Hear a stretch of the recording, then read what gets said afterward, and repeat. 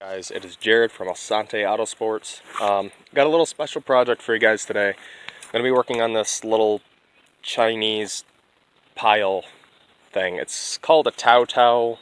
It's a 110cc wheeler. I've had this thing since back in 2007, so it's a little bit older now. And today I'm doing the ignition switch, headlight switch, and kill switch. This little guy here. 2 plugs. Should be easy. I say that now, and I'm probably going to ruin it. So, we get into it.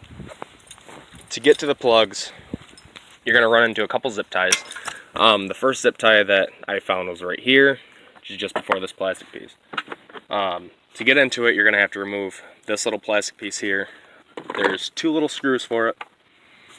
These ones right there. And those ones you're just going to pop off with just a little Phillips head screwdriver. And the screw locations are here and over here, if you guys can see those. The switch went bad because if you see here, it's all broken and messed up. The headlights, they still worked. Kill switch is broken right up here. So after we get into it, what you're going to do is you're going to run into a couple more zip ties just down in here. And you're going to have to pull this little rubber boot back to get to the plug. You're going to have to pop those zip ties off. They're tight. So you unplug these here, and once you get those off, then you can start pulling off your kill switch. And the kill switch, there's 2 screw locations that are, I don't know if you guys can see that, really poor lighting, but it's around this area, more towards the actual bar part and where the master cylinder is bolted onto. You got a screw here and a screw back in here. I've already went through and I already took the plate off and unplugged it. And I'm going to start getting into taking the bottom end of the kill switch off. That way so that, you know, we could actually pull a new one and stuff on, obviously. Yeah, I will come back once I got everything off. Alright guys, I got it off.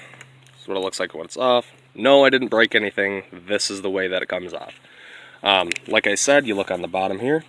There's a screw hole here and here. There were just 2 little Phillips head screws, and I kind of had to finagle it around so I didn't have to take off the grip because I did not want to go through that. And here is now my old switch. All torn apart. You can see here we tried to tap it for just this little crappy switch. Obviously it didn't work because I ended up going on to Amazon and purchasing a whole nother switch. This Amazon actually had this pretty cheap. I think it was only $13. Yeah, it was like $13, $14. Here's a new switch here. You guys see that? Right there. There we go. Same deal. 2 screws on the bottom. Switches and everything work. Shouldn't have to do any special modification. This one's a little, looks like it came out of the induction mold a little weird.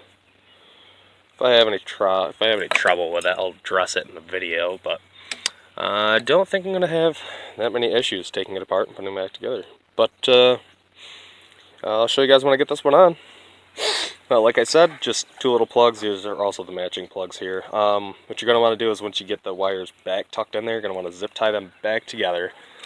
And that way, so, you know, you don't have hanging wires or anything. But that boot that's in here, this boot here, you're going to want to pull back over the plugs. If not, you're going to face corrosion when you're riding.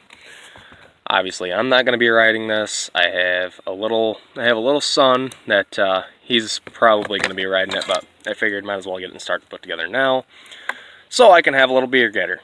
All right, I'll see you guys when I get it all plugged in.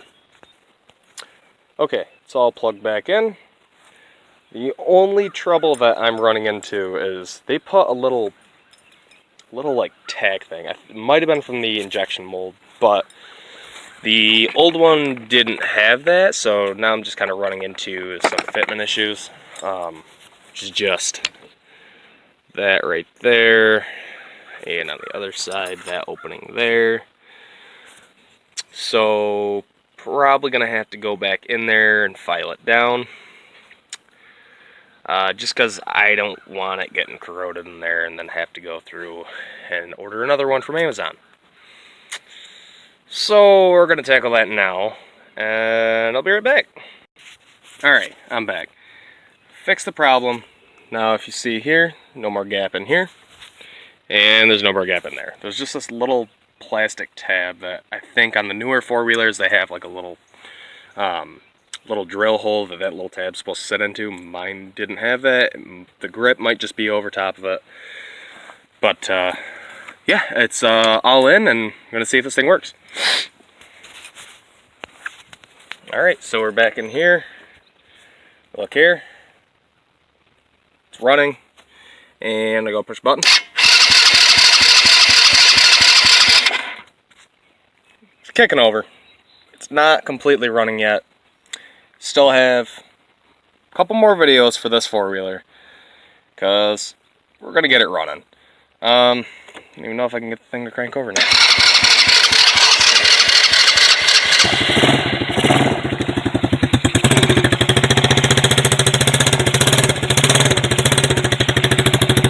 She's alive!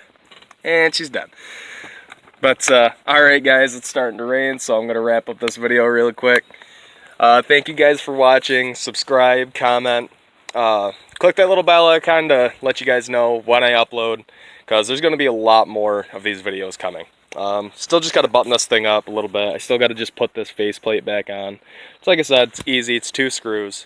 You guys shouldn't have a problem doing it, but I wanted to make a quick little inspirational video for you guys, just so you can see how to do these things on these little Chinese four-wheelers. I know they're becoming a huge thing now, that, you know, they're cheap. They're only like $900 for the whole kit. I didn't want to buy a new one, so I just used my old one, and, well, here we are. But, alright, thank you guys so much for watching, and I'll see y'all guys in the next video.